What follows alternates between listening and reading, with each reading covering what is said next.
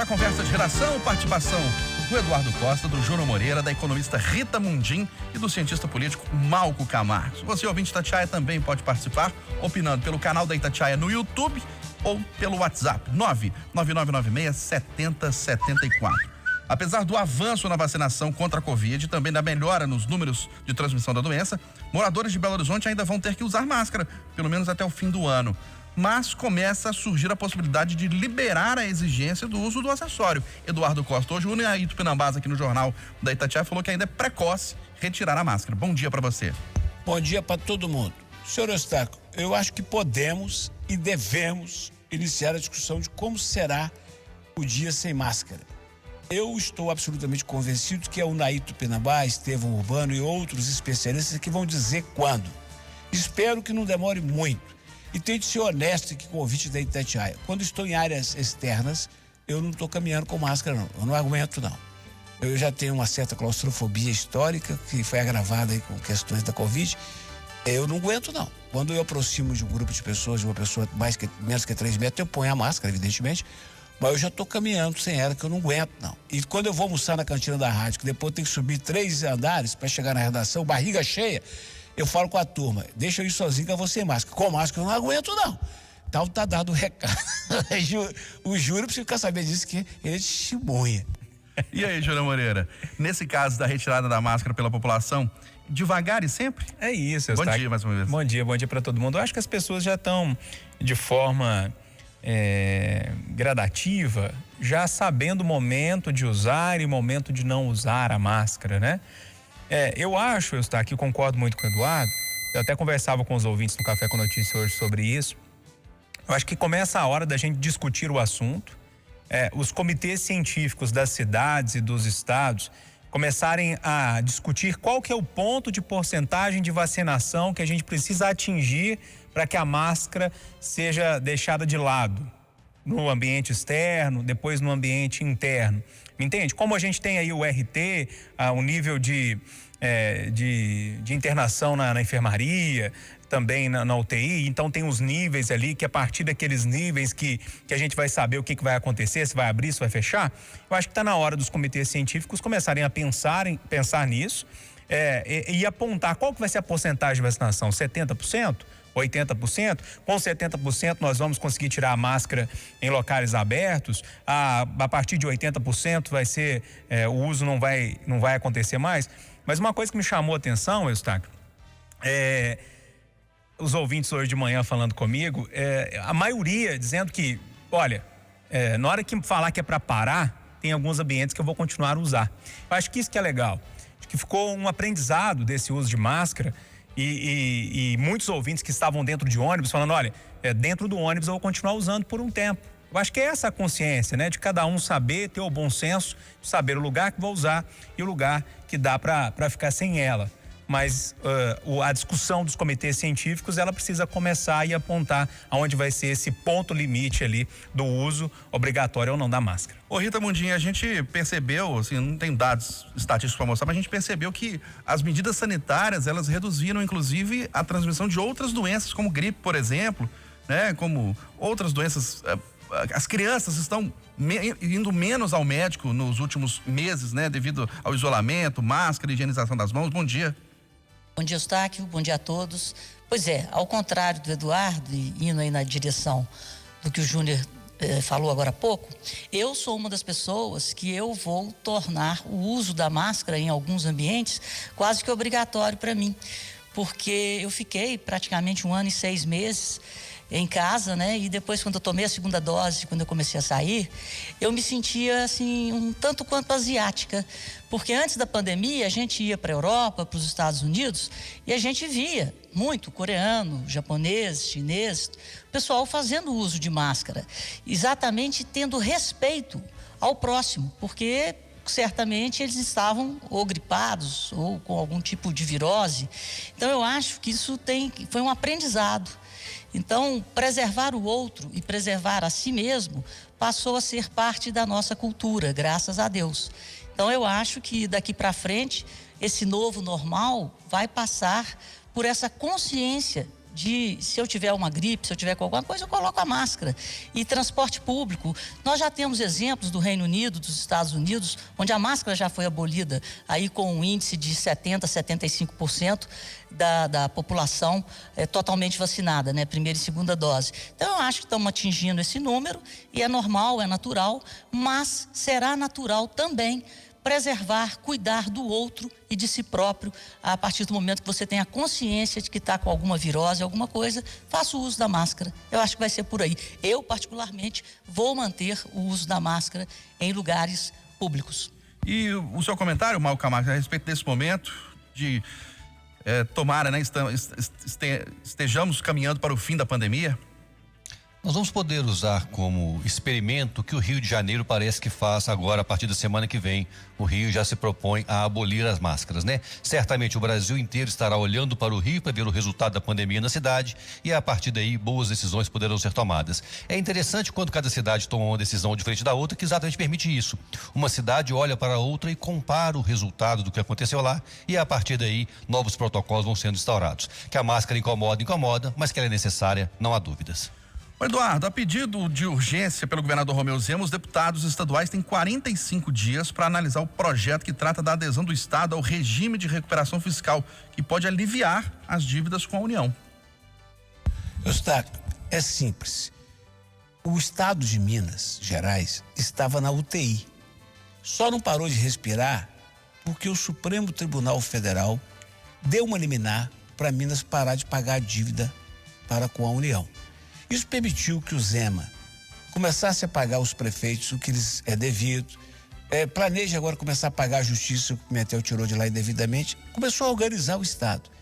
Só que isso, a liminar foi concedida mediante a alegação de Minas de que estaria aprovando esse tal regime fiscal. Isso não aconteceu. E agora o ministro Luiz Roberto Barroso falou, ou adere ao regime ou paga. E isso, pelo que sei, os números estariam em torno de 28 bilhões de reais. Quebra o Estado. Agora não vai para a UTI, vai para a CTI. Então eu espero que os deputados tenham a grandeza de analisar isso com muito carinho e com muita urgência. E se for o caso, que digam daqui a 40 dias, nós não vamos aprovar porque nós estamos com medo das corporações, dos interesses dos servidores públicos, dos interesses menores ou maiores. Que tem gente que não quer que privatize a CEMIG, tem gente que não quer, que diz que não vai ter aumento para servidor. Enfim, os deputados vão ter que assumir a responsabilidade, inclusive de dizer que não vão aprovar. Porque aí, quando quebrar Minas Gerais, nós vamos saber por que aconteceu. Ô Rita Mundim, e é uma dívida que políticos mineiros sempre disseram, né, que quanto mais o Estado pagava, mais ela aumentava. Não dava para entender isso? Eu acho que o Eduardo já disse tudo, isso foi uma condicionante. Agora, que cada um assuma o ônus e o bônus, porque se os deputados não aprovarem em regime de urgência, o Estado vai entrar numa situação de caos e a culpa, né, nesse caso, será do Legislativo. Eu acho que não tem muita saída. E a gente vê como que conseguimos, né, colocar, como que o governo Zema conseguiu colocar o Estado andando. E Minas Gerais está a um passo, né, de ver os seus problemas passados praticamente saneados. Quer dizer, um Estado operando normalmente, pagando os seus funcionários, pagando a folha, repassando recursos para os municípios. Então, gente, é necessário responsabilidade com a sociedade mineira. Eu acho que as coisas estão indo bem e podem ser abruptamente ceifadas e a gente pode ser colocado em um outro nível do qual nós saímos e estamos respirando. Aí vai faltar oxigênio e o Zema vai ficar de pés e mãos amarradas. Então, muita responsabilidade nessa hora. Ô Mauro Camargo, você acha que politicamente Zema e a Assembleia vão caminhar juntos nessa empreitada? É importante dizer que o pedido de urgência é apenas que a pauta entre em votação o quanto antes, ou seja, em 40 dias agora. O resultado ainda é completamente imprevisível. Zema sabia que até o momento ele não tinha a maioria necessária na Assembleia para instaurar o regime, ele pode formar essa maioria de agora para frente. E nós temos que dizer uma coisa, né? Nós demos sorte de não ter sido formada antes, porque durante a pandemia, se nós tivéssemos aderido ao regime antes de recuperação fiscal, o governo seria muito mais constrangido na necessidade de investimentos que foram feitos na pandemia. Então, essa liberdade que foi dada com a ausência do regime permitiu que Minas pudesse fazer investimentos, como agora a construção dos 800 leitos e a manutenção desses leitos da agora em diante. A aprovação não é certa, vai haver muito debate da Assembleia, há muita resistência quanto ao constrangimento do investimento em políticas públicas que o regime de recuperação fiscal traz para o Estado. E aí, Júnior Moreira? Pois é, Eustáquio, eu preciso ser muito honesto com o ouvinte e dizer que eu não conheço esse novo texto que chegou lá. É o terceiro texto que chega, né? O segundo substitutivo. Então me parece que o governo não sabe muito bem o que quer ainda, porque uma hora manda um, retira, manda outro, retira, manda outro agora. Então eu não conheço em profundidade o texto. Eu sei também que o Zema não tem tantos votos assim lá na Assembleia para conseguir aprovar, mas é um processo político que precisa ser feito. Agora, não vejo outra alternativa. A gente pode discutir o texto é bom ou se não é, se falta alguma coisa, se precisa colocar alguma coisa, enfim, dentro desse texto. Agora, qual outro caminho que tem, a não ser aprovar esse texto e aprovar essa recuperação judicial? Acho que não tem. Bom, vereadores cobram fim do veto de Calil a parlamentares e flertam, Malco Camargos, com possibilidade de impeachment. São duas coisas distintas, né? É inadmissível pensar de um veto de alguns vereadores ao executivo, ou seja, várias das demandas do cidadão chegam através das câmaras dos vereadores, ou seja, o cidadão aciona direto um vereador e ele vai buscar que essa demanda seja atendida. Seja uma poda de árvore, seja uma luz que não está funcionando, a Câmara é também um canal de receptor de demandas. Quando o Calil proíbe que determinados órgãos da prefeitura atendam demandas de alguns vereadores, não é uma atitude republicana, não é uma atitude democrática. O prefeito está sofrendo por questões políticas, está sofrendo porque tem ouvido pouco o legislativo, ouvido pouco questões políticas, ouvido pouco mesmo alguns de seus secretários. E fazer política é também a arte de ouvir. Numa democracia, por mais votos que o mandatário tenha, ele precisa de prestar contas à sociedade dos seus atos. E Calil tem que aprender isso para poder continuar governando. Agora, a questão do impeachment é uma outra história. Parece, contudo indica até o momento, não há nenhuma evidência que justifique qualquer processo de impeachment na Câmara. As CPIs são muito bem-vindas, pois investigam o Legislativo, encaminham o Ministério Público a possibilidade de punição. Agora, uma punição política do Legislativo me parece descabido neste momento. Eduardo, onde você acha que vai parar essa crise entre Câmara Municipal e prefeito Alexandre Calil? Ô prezado, eu aprendi muito novo que você não planta um pé de goiaba e espera que nasça jabuticaba, certo? Certo. O prefeito está colhendo esse jeitão dele de ser, de brigar com todo mundo, de ficar irritado por pouca coisa. E ele está pagando preço. Isso é de se esperar. Eustáquio, você que cobre a política, qualquer um, não precisa ter intimidade com os bastidores, não. Todo governante faz isso. Todo governante trata bem.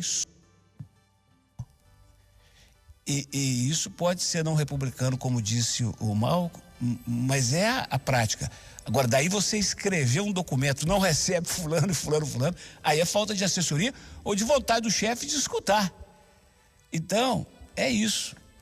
Todos nós colhemos o que plantamos. A Câmara, foi uma entrevista para mim na Itatiaia que o prefeito chamou os vereadores de boçais. Eustáquio, aí você jogou gasolina no fogo.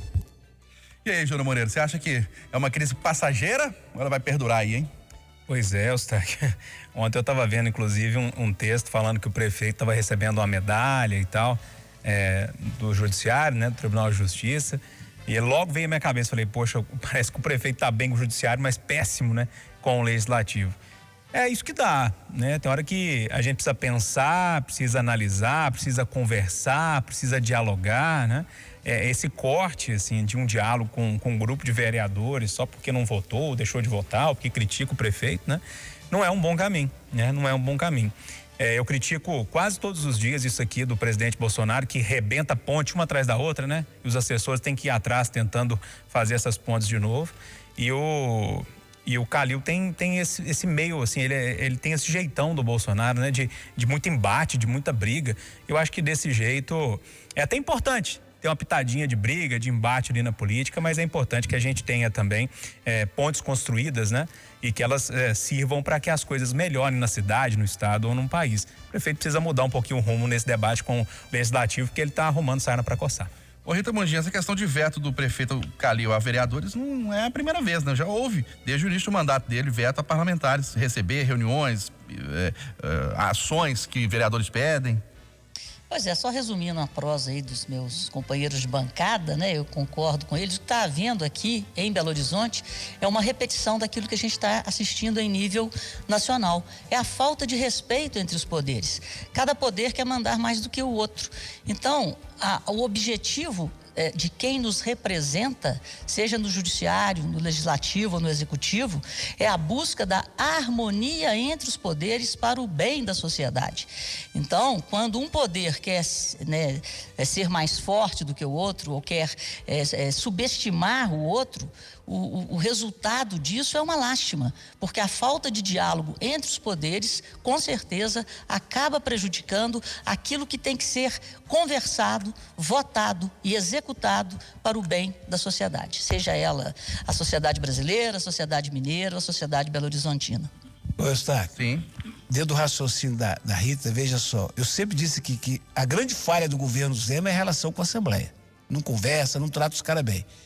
Agora, faltando um ano para a eleição ou para a reeleição dos deputados, aí vai ser duro pedir urgência para um negócio tão sério como esse. Esse é o detalhe. Se há diálogo, respeito e convivência, as coisas ficam mais fáceis. Eu, por exemplo, vou embora, mas espero estar com o senhor logo mais na redação, viu? Será um prazer revê-lo e estar com você novamente, Eduardo Costa. É sempre um prazer, viu? Um abraço. O sinal eletrônico da Itatiaia vai marcar 9 horas em ponto em Belo Horizonte. Final do Jornal da Itatiaia, primeira edição desta quinta-feira. Ótimo dia a todos.